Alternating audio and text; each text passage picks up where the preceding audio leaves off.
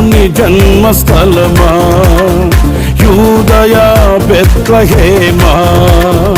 రక్షకుని జన్మస్థలమా యూదయా బెత్లెహేమా, ఆరాధనలకు ఆరంభమా హృదయార్పణలకు నివాసమా, ఆరాధనలకు ఆరంభమా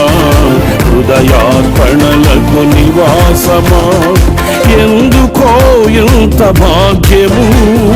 దాచి ఉంచే ప్రభు నీ కోసము, ఎందుకో ఇంత భాగ్యము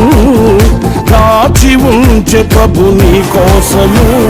స్తుతియు